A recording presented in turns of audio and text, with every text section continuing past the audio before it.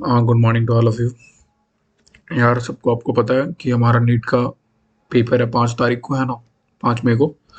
तो अपन लोग क्या करने वाले, देखो अपन लोग के पास टोटल सब चैप्टर है 11 12 मिला के 32 चैप्टर, और अभी दिन बचे हमारे पास 42, है कि नहीं। तो अपन लोग इस पे रिवीजन करेंगे, ठीक है। तो जो बड़ा चैप्टर है उसे 3 दिन में खत्म कर रहे होंगे, जो छोटा चैप्टर है उसे 2 दिन में खत्म कर रहे होंगे। तो आज अपन लोग मैंने उठाया आज principle and inheritance of variation, ठीक है। तो चलो इसको पढ़ के देखते हैं, principle and inheritance of variation. सबसे पहले तो बात समझते हैं भाई, what is the meaning of inheritance, what is the meaning of inheritance, what is the meaning of variation. Inheritance उसे बोलते हैं, इनहेरिटेंस जो शब्द आया वो आपके आया हेरिडिटरी से।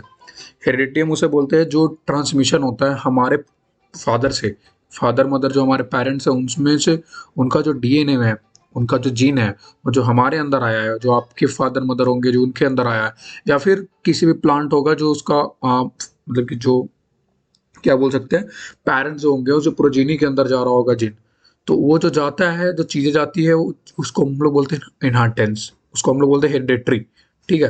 तो वहाँ यहीं पे इनहेरिटेंस हो गया। वेरिएशन उसे बोलते हैं कि वेरिएशन हो गया होगा कि डीएनए के अंदर जो आपका चेंजेस आ रहा है, जो भी छोटा मोटा चेंजेस, जैसे एग्जांपल के तौर पे किसी के एक एग्जांपल हो कि हमारे मदर फादर किसी के होंगे, एक शॉर्ट होंगे एक टॉल होंगे, ठीक है, लेकिन उसका जो प्रोजीनी आ रहा है वो लंबा हो गया। तो ये जो वेरिएशन आ रहे हैं ना, वेरिएशन आ रहे हैं जीन के अंदर, तो इसके बारे में हम यहाँ पे पढ़ रहे होंगे। तो रिवीजन कर रहे हैं तो इतना ज़्यादा कुछ करना नहीं है, हमें पॉइंट टू पॉइंट जो इंपॉर्टेंट है वहाँ वहाँ चलना है। तो सबसे पहले चैप्टर में जो इंपॉर्टेंट है वो है मेंडल ऑफ इनहेरिटेंस, ठीक है। तो मेंडल ऑफ इनहेरिटेंस में हम देखते हैं कि, अब उससे पहले थोड़ा सा मेंडल ऑफ इनहेरिटेंस से थोड़ा सा पहले मैं आपको समझाना चाहूँगा कि यहाँ पे एक एग्जांपल देती है जो इससे बहुत बार हमेशा क्वेश्चन बन जाता है नीट के अंदर, ठीक है। तो यहाँ पे जो क्वेश्चन है देखो कि यहाँ पे लिखा हुआ है करैक्टर, एक तरफ लिखा हुआ है करैक्टर, सीड शेप और डोमिनेंट ट्रेड, रिसेसिव ट्रेड, ठीक है ना। तो अपन ना जो इसको हम पी ले रहे हैं, जो हम यहाँ पे आगे मेंडल ऑफ इनहेरिटेंस में जो हम लेंगे जिस चीज को, वो है गार्डन पी। तो गार्डन पी को हम हर चीज को मुझको बांट रहे हैं, मतलब देखो शेप के आधार पे, उसका जो सीड का शेप है, सीड का कलर है, फ्लावर का कलर है, पॉड का शेप है, पॉड का कलर है, ठीक है, फ्लावर पोजीशन है, स्टेम हाइट है, हम इस पे उसको देख रहे होते हैं। मतलब उसमें जो मेंडल थे उन्होंने इन सब चीजों को देख करके एक ला दिया जिसको हम बोलते हैं मेंडल ऑफ इनहेरिटेंस। इसमें सबसे पहले आप देख लो कि जो कैरेक्टर है आपका क्या है, सीड शेप। तो जो सीड शेप है उसमें डोमिनेंट जो ट्रेट है, डोमिनेंट उसको बोलते हैं बच्चों कि जो हावी हो। जैसे example, dominant in the sense की जो उसका कैरेक्टर जैसे राउंड है, और रिसेसिव इन द सेंस की जो व्रिंकल है। अब राउंड जो है ना, जो उसका प्रोजेनी आएगा वो राउंड अगर आ गया तो डोमिनेंट कौन सा हो गया, राउंड हो गया। अगर उसका प्रोजेनी व्रिंकल आ गया तो डोमिनेंट कौन सा होगा, व्रिंकल हो गया। लेकिन अगर राउंड और व्रिंकल को हम मिक्स करके जो प्रोजेनी तैयार कर रहे हैं, अगर वो राउंड आता है तो यहाँ पे डोमिनेंट होगा वो राउंड होगा, और रिसेसिव होगा वो व्रिंकल्ड होगा, ठीक है। रिसेसिव का मतलब होता है जो दबा हुआ, और डोमिनेंट का मतलब होता है जो ऊपर हो, मतलब जो उठा हो, मतलब कि जिसका जिसका जीन सामने वाले प्रोजेनी के अंदर नजर आ रहा हो उसको हम डोमिनेंट बोलेंगे। जिसका जीन सामने वाले प्रोजेनी के अंदर हो बट आपको नजर ना आ रहा हो उसको हम रिसेसिव बोलेंगे, ठीक है। तो यहाँ पे जो आपका कैरेक्टर है देखो, यहाँ पे सीड शेप है। सीड शेप के अंदर हमें पता है कि सीड शेप क्या है, डोमिनेंट ट्रेट क्या है, राउंड, और रिसेसिव ट्रेट क्या है, व्रिंकल्ड। सीड कलर में देखो आप, सीड कलर यहाँ पे देखो, सीड कलर का डोमिनेंट ट्रेट क्या है, येलो, और रिसेसिव ट्रेट क्या है, ग्रीन। फ्लावर कलर में देखो, फ्लावर कलर में डोमिनेंट ट्रेट है वायलेट, और रिसेसिव ट्रेट है व्हाइट। पॉड शेप में आप देखो, पॉड शेप में डोमिनेंट ट्रेट फूल है, कि मतलब कि जो आपका पॉड का शेप है वो फूल है। उसमें ऐसा नहीं कि बीच में कहीं कॉन्स्ट्रिक्टेड है, दबा हुआ है, कहीं उठा हुआ नहीं, ऐसा नहीं। पॉड शेप में पूरा फूल है। और पॉड शेप में रिसेसिव ट्रेट क्या है, कॉन्स्ट्रिक्ट। पॉड कलर में वही आप देखो, डोमिनेंट ट्रेट क्या है आपका, ग्रीन, और रिसेसिव ट्रेट आपका क्या है, येलो, ठीक है। वही हम फ्लावर पोजीशन के अंदर देख लो, फ्लावर पोजीशन के अंदर डोमिनेंट ट्रेड आपका एक्सियल, और एक्सियल इन द सेंस ऐसा होता है ना कि देखो फ्लावर का पोजीशन, एक फ्लावर यहाँ पे, एक तो एक दूसरा फ्लावर यहाँ पे होगा, मतलब एक्सिस पे होगा। आपने पढ़ा होगा 9 10 के अंदर Y axis and X axis, तो यहाँ पे एक्सिस के अंदर होगा, देखिए ये एक्सिस निकला यहाँ से यहाँ। तो और ये फ्लावर अंदर, फ्लावर पोजीशन में डोमिनेंट ट्रेड टर्मिनल होगा जो कि एक ही पे होगा, ठीक है। स्टेम हाइट पे आप देख लो कि जो डोमिनेंट होगा वो टॉल होगा, और जो रिसेसिव होगा वो डॉफ होगा। तो हम इस पे पूरा मेंडल जो ट्रेट है, मेंडल ऑफ इनहेरिटेंस है, इसमें कैरेक्टर्स, कितने कैरेक्टर थे, 1 2, देख लो, गिन लो आप कैरेक्टर, गिन लो, 7 कैरेक्टर होंगे, 1 2 3 4 5 6 और 7। तो आपसे क्वेश्चन पूछ जा सकता है कि मेंडल ऑफ इनहेरिटेंस में कैरेक्टर कितने थे, तो 7 कैरेक्टर हैं, और उनका एक एक डोमिनेंट ट्रेट और एक एक रिसेसिव ट्रेट है। तो ट्रेट कितने हो गए 7 का, 14, मतलब कि 7 कैरेक्टर 14 ट्रेट, ठीक है। तो अब हम बात करते हैं मेंडल ऑफ इनहेरिटेंस पे। तो मेंडल ऑफ इनहेरिटेंस पे आप बात करो तो देखो यहाँ पे लिखा हुआ है कि it was the during mid 19th century that headway was made into understanding of inheritance. भाई 19वीं शताब्दी के मध्यकालीन का टाइम है जिसमें हम मेंडल जो थे उन्होंने अपना एक ला दिया। वो जो टाइम था उसमें लिखा हुआ है कि 1800 लेकर 1856 टू लेकर के 1863 के टाइम पे। जो मेंडल का पूरा नाम है, क्या नाम है? George Mendel. ठीक है। Conducted hybridization experiment on a garden pea. Hybridization experiment किए थे कौन? मेंडल। कहाँ पे किए थे भाई? तो गार्डन पी के ऊपर किए थे। तो गार्डन पी मैंने आपको दिखा दिया कि ये है, और इसके साथ कैरेक्टर लेकर उन्होंने किया था। ठीक है। तो इस पे कब किया था? 1856 to 1863। During Mendel investigation into inheritance pattern it was for the first time that statistically analysis and mathematically. अब एक बात देखो, यहाँ पे सबसे बड़ी बात है कि मेंडल लॉ ऑफ इनहेरिटेंस एक सबसे पहला बायोलॉजी के अंदर एक ऐसा लाया जिसने बायो और मैथ दोनों को एक साथ मिलाया। तो यहाँ पे अगर आप देखोगे तो सबसे पहला लॉ ऐसा कौन सा लॉ है जिन्होंने मेंडल लॉ को, अब इसमें आप अगर आप 11th-12th का एग्जाम दे रहे होते या फिर आप कभी नीट में ऐसा क्वेश्चन हो सकता है कि मेंडल लॉ बाकी लॉ से अलग क्यों है। ठीक है। मेंडल लॉ बाकी जो भी लॉ दिए जाएंगे आगे जाके इस चैप्टर के अंदर, उसमें मेंडल लॉ अलग क्यों है, क्या ऐसा अलग किया था? तो इन्होंने अलग ये किया था कि it was the first time, सबसे पहला टाइम ऐसा था जिसमें स्टैटिक्स और analysis and the mathematical logic were applied to problem in biology. Biology के अंदर सबसे पहले टाइम ऐसा था कि जिसमें मैथमेटिक्स और स्टैटिस्टिक्स एनालिसिस हुआ था। ठीक है। ये सबसे पहले बायो के अंदर हुआ था। दैट्स वाई मेंडल लॉ बाकी लॉ से अलग है। His experiment had a large sampling size which की greater credibility to the data that is collect. इनका सैम्पलिंग साइज देख लो, 7 सैंपल ले रहे बंदा और 7 को अलग अलग कर रहा है, 14। और 14 को फिर रैक मतलब कि जब इन्होंने करवाया होगा स्टैटिस्टिक्स एनालिसिस, समझ लो तो 14 का स्टैटिक्स और एनालिसिस कितना होगा। तो बहुत बड़ा था इनका सैम्पलिंग साइज। ठीक है। अब यहाँ पे है कि Mendel investigate character in the garden pea plant that were manifested into two opposing trade. Mendel का जो सबसे मजेदार है जिससे मेंडल ने सब इस लॉ को लिखा, उस लॉ में सबसे ज्यादा यहाँ पे लिखा हुआ है कि two opposing traits two opposing traits है इसमें टॉल और डॉफ पे। ठीक है। और येलो और ग्रीन सीड पे। तो टॉल और डॉफ के आप अगर देखो तो यहाँ पे लिखा हुआ है कि this allowed him to set up a basic framework of a rule governing inheritance which was expanded by later scientist. ये बात की है एनसीईआरटी। अब देख लेना यहाँ पे टॉल और डॉफ का जो कनेक्शन यहाँ पे आप देखो, टॉल और डॉफ में यहाँ पे मेंडल ने इस चीज को करवा रखा था।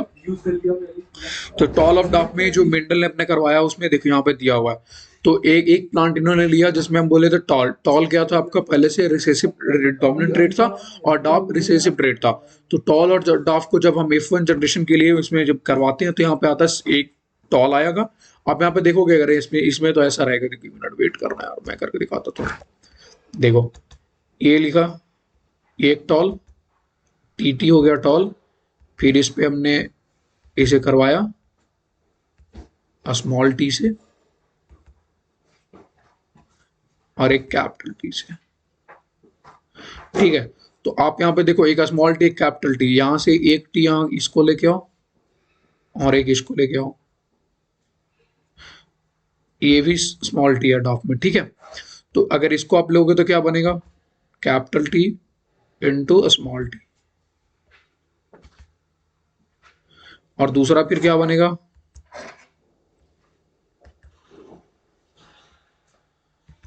Capital T into small T.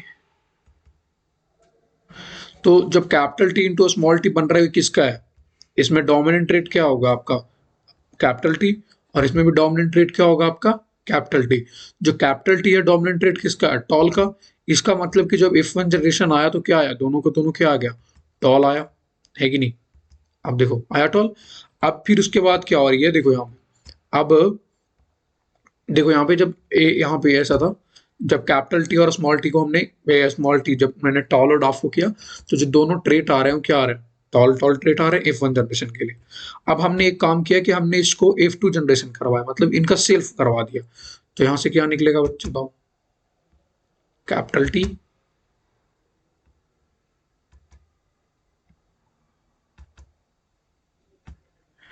फिर देखो इसका इससे करवाओ,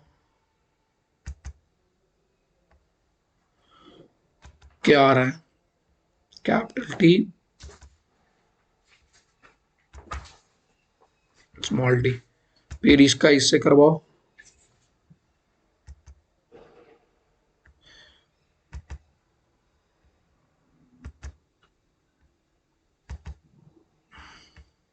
फिर इसका इससे करवाओ।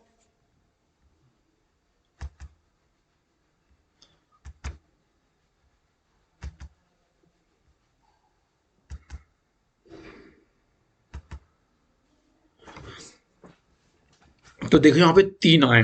F1 जनरेशन आपका ये हो गया, हमने इसे लिखा F1,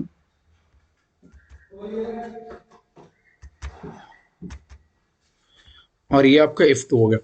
F1 जनरेशन में आपने देखा कि जब हमने पैरेंटल को, टॉल पैरेंट को और शॉर्ट डॉफ पैरेंट को, जब हमने एक साथ, जब इनका मतलब कि जीन को हमने जब एक साथ मिलाया, तो हमें F1 जनरेशन में मिला कि दोनों को दोनों क्या आ गया, टॉल आ गया। हमने F1 जनरेशन को सेल्फ करवा दिया, मतलब जो दोनों टॉल थे उनका हमने जब करवाया, तो उसमें हमें एक मिल रहा है, देखो, टॉल टॉल टॉल, और एक देखो यहाँ पे जो स्मॉल स्मॉल टी 2 बार आया है, 2 है स्मॉल टी, आपका एक डॉफ है। इसका मतलब क्या, इसका मतलब क्या हो रहा है यहाँ पे, इसका मतलब देखो अब क्या हो रहा है कि यहाँ पे अब देखो, इसका मतलब हो रहा है कि F2 जनरेशन में जब मैं गया, तो F2 जनरेशन को जब मैंने सेल्फ, F1 जनरेशन को जब मैंने सेल्फ किया, तो F2 जनरेशन में क्या, टॉल टॉल टॉल एक डॉफ आया, है कि नहीं। तो ये था तो मेंडल का, ऐसा कर रहे थे मेंडल। आगे हम इस बात को पढ़ेंगे, अभी पढ़ेंगे। मैंने आपको ऊपर बात को समझाने के लिए यहाँ पे एक एग्जाम्पल लिया, तो ठीक है। तो अभी हम कहाँ पे थे, अभी हम मेंडल की इस यहाँ पे थे, देखो कि हाँ, मेंडल ने भाई इस पे किस पे काम किया था, टॉल और डॉप पे। तो टॉल और डॉप को आपने देख लिया। फिर मेंडल ने काम किया था येलो और ग्रीन सीड पे। तो इसका जो जो भी आ रहा था वो expanded by later scientist to account for all diverse natural observation and the complex inherited in them. मतलब मोटा मोटी बात ये कहने का इसमें है कि मेंडल ने जब इसमें इनहर्टेंस, जब ये दोनों का टॉल टॉल को जब करवाया, स्टेम हाइट को जब करवा रहा था, टॉल और डॉफ का, तो मेंडल को लास्टली में जाके ये मिला कि जब हमने एक बार सेल्फ करवाया तो इससे 3:1 कर आता है, लास्टली आप देखोगे तो 3:1, मतलब कि 3 टॉल 1 डॉफ, 3 टॉल 1 डॉफ इसमें आएगा। अब यहाँ के Mendel conduct artificial pollination, cross pollination. अभी जो ये जो चीजें हो रही है, इसको हम पॉलिनेशन बोलते हैं। तो पॉलिनेशन के तहत experiment use several true breeding pea plants. A true breeding line is one that having undergone continuous self pollination so that the table ये बातें हैं। Mendel selected 14 true breeding pea plant varieties as a pair of which are similar expected one character in constructing character. Some of the constructing traits selected were a smooth and wrinkled yellow and green seed inflated। देखो यहाँ पे बोल रहे हैं कि Mendel जो है 14 true breeding मतलब की दिया 14। तो मैंने आपको पहले बताया कि Mendel 7 pair of contrasting trade लिया, ठीक है बच्चों। तो जब 7 पेयर ऑफ कॉन्ट्रास्टिंग ट्रेड होगा तो उसमें कितने होंगे, जब 7 पेयर ऑफ कॉन्ट्रास्टिंग ट्री है तो उसमें कितने आएंगे, 14 आएंगे, है कि नहीं। 14 ट्रू ब्रीडिंग पी, है कि नहीं, क्योंकि हमने कितने पेयर लिए हैं, 7 पेयर ऑफ कॉन्ट्रास्टिंग ट्रेट में लिया है। इसमें 7 पेयर में क्या क्या थे, 7 पेयर में आप एक बार देख लो, ऊपर में जाके थोड़ा सा देखो एनसीईआरटी में। तो 7 पेयर में क्या है, seed shape, seed colour, flower colour, pod shape, pod colour, flower position है, स्टेम हाइट, ये आपके 7 कलर थे, ठीक है। तो अब यहाँ पे बात है, देखो आप, अच्छा ठीक है, यहाँ तक हो गया। अब एक और क्वेश्चन आ सकता है आपके पास कि मेंडल ने कब ये काम किया था, 1856 से लेकर के 1863 तक, ठीक है, सॉरी। हाँ, तो Mendel perform hybridization experiment on a plea plant 2n is equal to 14। मतलब जो अब मैंने ऐसा बता रखा, देखो यार 2n इज इक्वल टू 14 मत जाओ, आप यहाँ पे देखो। तो मेंडल ने जिसको काम किया वो क्या था,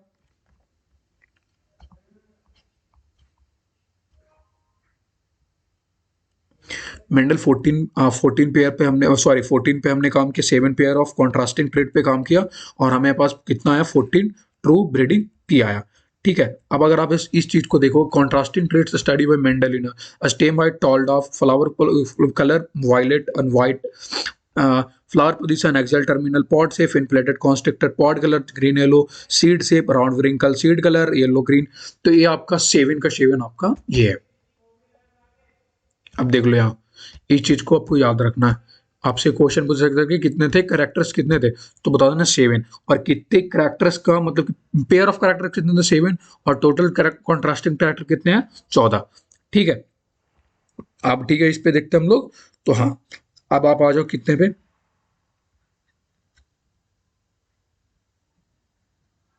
अब हम देखते हैं 4.2 इनहेरिटेंस ऑफ जीन।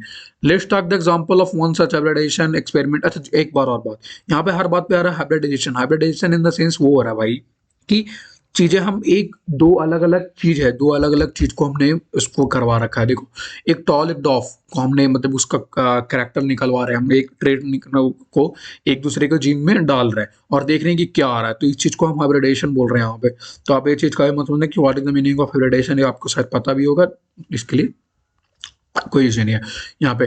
तो फिर देखो कि Mendel were he cross tall and dark plant to study inheritance of one gene, he collected the seed produce filial progeny, जिसको हम F1 बोल रहे हैं उसको हम क्या बोलते हैं, filial progeny. Mendel observe that the all F1 progeny plants are tall, मैंने आपको पहले बता चुका, like one of its parent none were dwarf, and he made a similar observation for the other pair traits, it found the F1 always resemble either one of the parent and that the trait of the other parent but not seen in them. इसका कहने का मतलब ये है बच्चों, देखो यहाँ पे हमने पहले भी कर रखा है, यहाँ पे देखो ऐसा करने का मतलब है कि जब जब मेंडल ने एक दो ट्रेट को लिया और दो ट्रेट को जब F1 कर रहा था फिलियल जब F1 किया, तो हमेशा दो ट्रेड, जब दो पेरेंट्स का ट्रेड था, एक टॉल का एक डॉफ का, तो उसमें से जो हमेशा डोमिनेंट नेचर का जो ट्रेड था वही आ रहा था, एक जो इसका रिजल्ट आ रहा था, रिजल्ट हमेशा डोमिनेंट आ रहा था। देखो यहाँ पे डोमिनेंट टॉल टॉल, तो जो दो हमने कर रखा है पेरेंट्स का, उसका पेरेंट्स का जो डोमिनेंट नेचर आ रहा है सिर्फ एक का आ रहा है, सिर्फ टॉल का आ रहा है। तो यहाँ पे इसका कहने का मतलब यही है, देखो यहाँ पे क्या बोला है कि he found that F1 always resemble either one of the parent, ये हमेशा क्या किया, इन्होंने देखा कि F1 हमेशा रिजेंबल कर रहा है either one of the parent and that the trait of the other parent was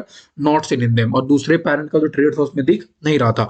then Mendel then self-pollinated the tall F1 plant and to his surprise found that the F2 generation, some of the offspring for Dwarf and the character was not seen in the F1 generation was now expect।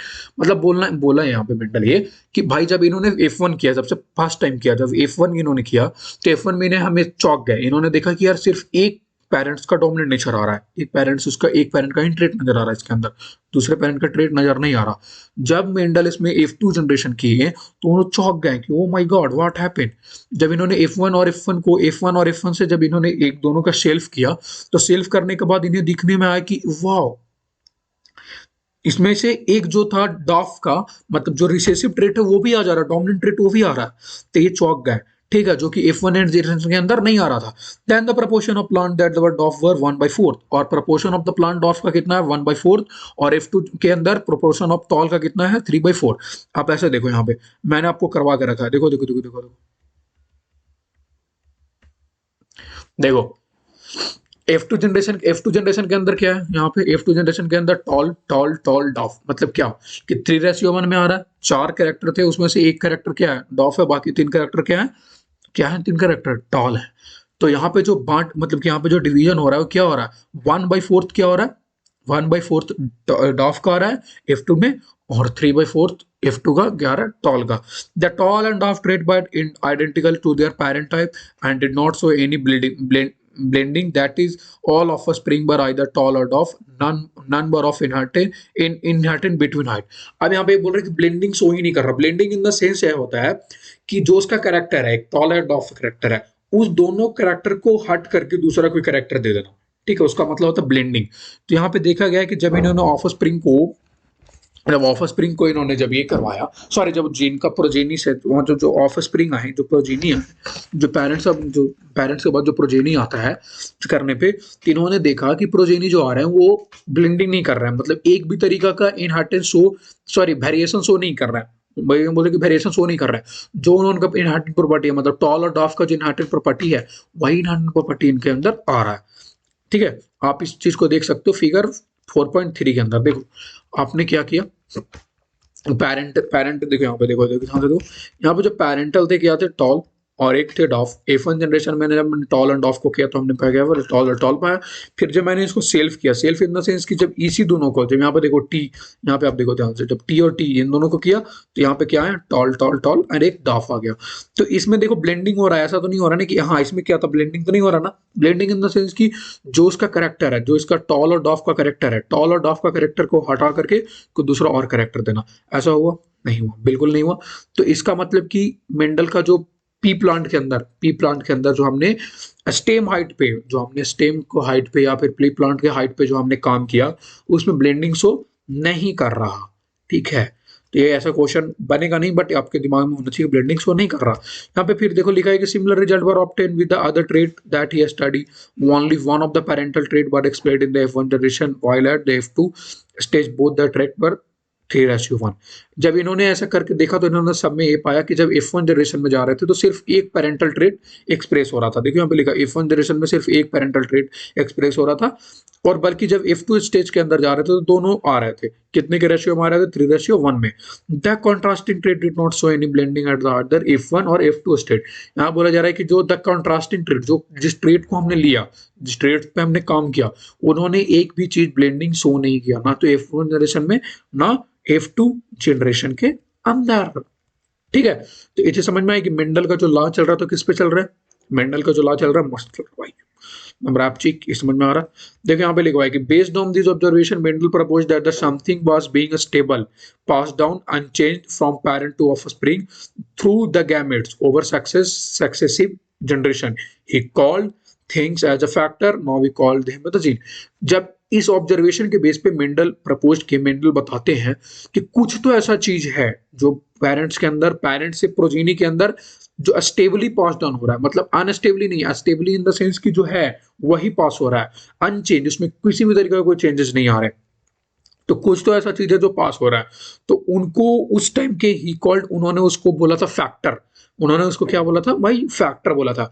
ऐसा question आ सकता है कि Mendel ने gene को क्या बोला? Mendel ने gene को फैक्टर बोला था। ठीक है, जो गैमेट के थ्रू आ रहे हैं, कोई भी सक्सेसिव जनरेशन, जो आपका over successive generation in the sense कि जो आगे आने वाला जनरेशन है उसके अंदर जो चीजें पास हो रही है, जो स्टेबली पास डाउन हो रही है, अनचेंज्ड पास हो रही है, पेरेंट्स टू ऑफ स्प्रिंग पास हो रहा है, उस चीज को इन्होंने क्या बोला? फैक्टर। आज का टाइम में हम उस चीज को क्या बोलते हैं? जीन। यहाँ पे बोलते हैं कि जीन देयरफॉर आ रहा है द यूनिट ऑफ इनहेरिटेंस। जो यूनिट ऑफ इनहेरिटेंस है उसका जो, sorry, the unit of inheritance क्या है? जीन है। They contain the information that is required to express a particular trait in organism, and gene which code for a pair of contrasting trait are known as alleles. यहाँ पे देखो बहुत अच्छी बात बोली कि जीन के अंदर क्या है? जीन के अंदर डीएनए। डीएनए में क्या चीज है? कोडिंग है।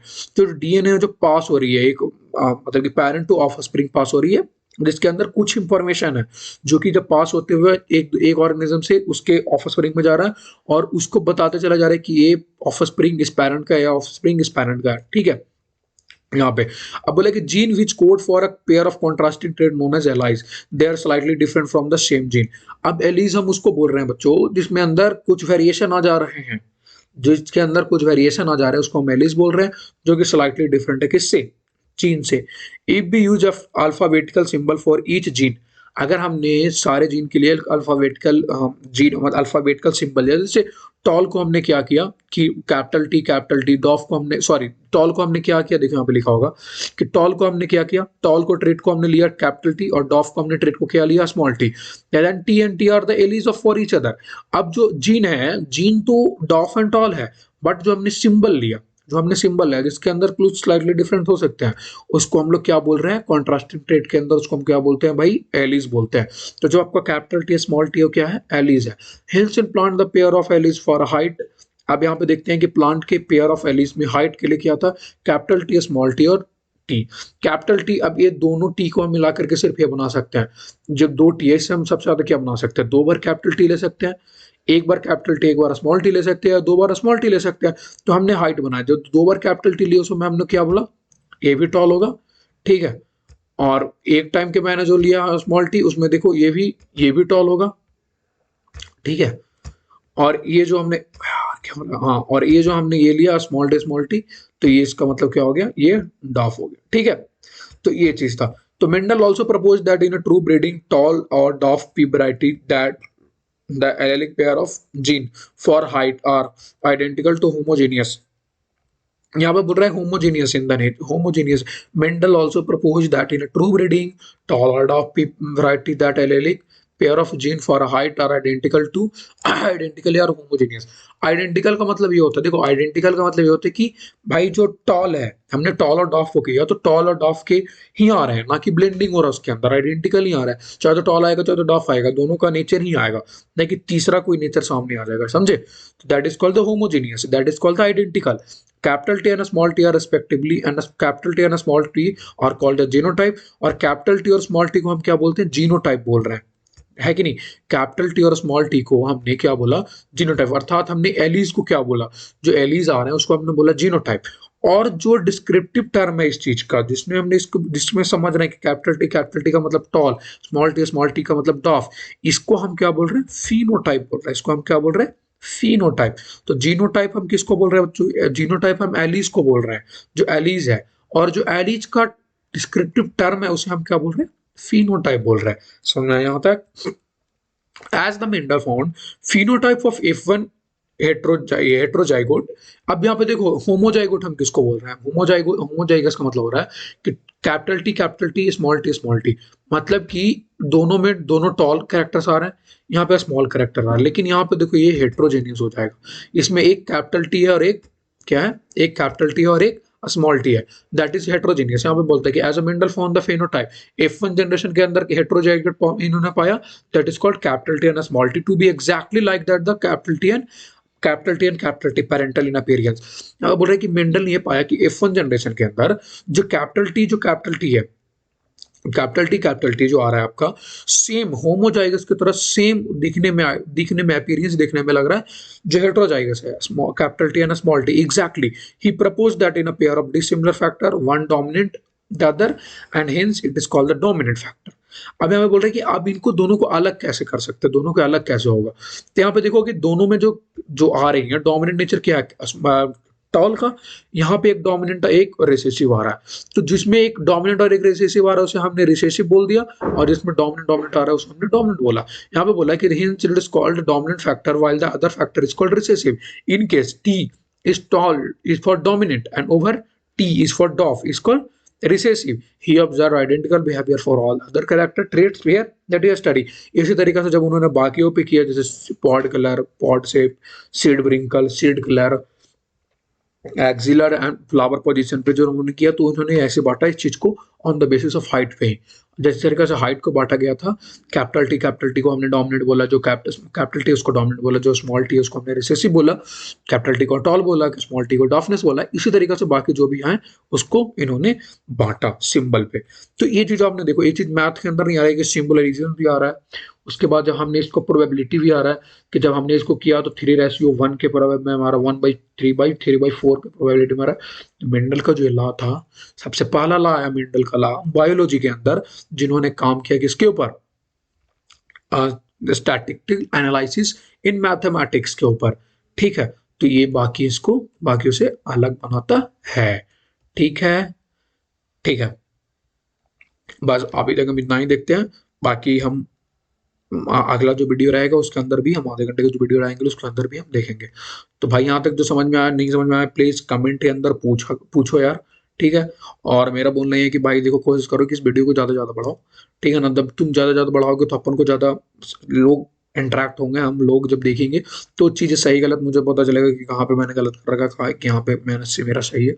तो जो चीज़ मुझे पता चलेगा तो मैं अपने अंदर कुछ करूँगा, अच्छा करूँगा। ठीक है, अच्छा करके लाऊंगा आप लोगों के लिए।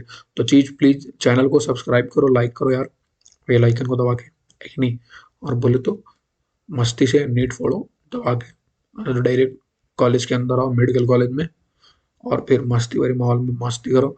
अभी तो आपके पास 42 दिन टाइम है भाई, 42 दिन काफ़ी टाइम होता है किसी भी चीज़ को कहीं से कहीं पलट देने का, तो काफ़ी टाइम है। चलो, वीडियो देखने के लिए थैंक यू, फिर मिलते हैं।